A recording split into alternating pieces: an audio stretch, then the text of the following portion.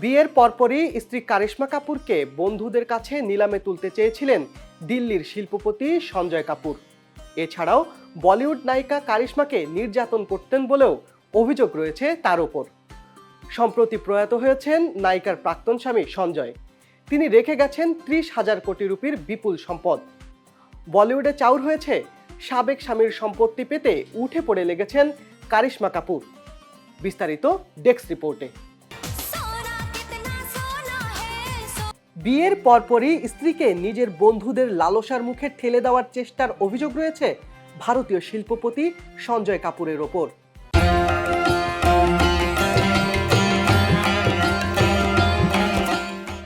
বলিউডের লাবণ্যময়ী নায়িকা কারিশমা কাপুরের স্বামী ছিলেন তিনি। হানিমুনের সময় নিজের স্ত্রীকে বন্ধুদের কাছে নিলামে তোলা ছাড়াও কারিশমাকে নির্যাতনের অভিযোগ চেপেছিল তার ঘাড়ে।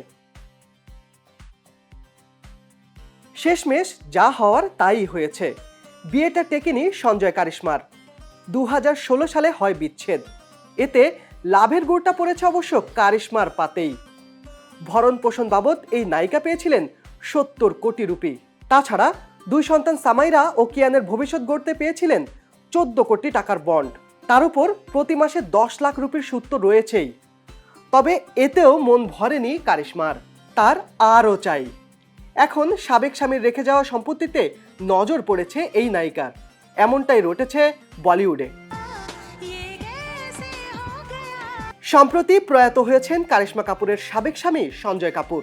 এর পরপরই শুরু হয়েছে সঞ্জয়ের রেখে যাওয়া সম্পত্তি নিয়ে পারিবারিক টানাপোড়েন।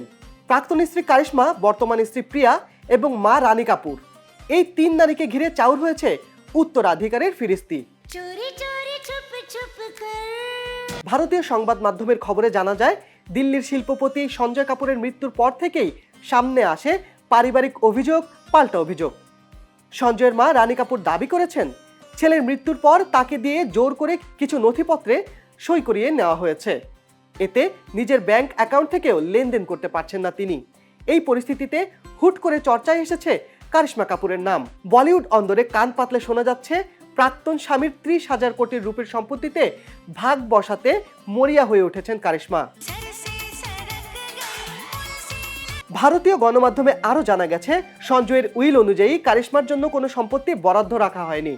তবে প্রকাশ্যে প্রাক্তন স্বামীর সম্পত্তি থেকে কারিশমাও কিছু দাবি করেননি বলে জানা গেছে। এমনকি এ বিষয়ে প্রকাশ্যে কোনো মন্তব্য করেননি নায়িকা। শিবলি আহমেদ, বাংলাদেশ প্রতিদিন।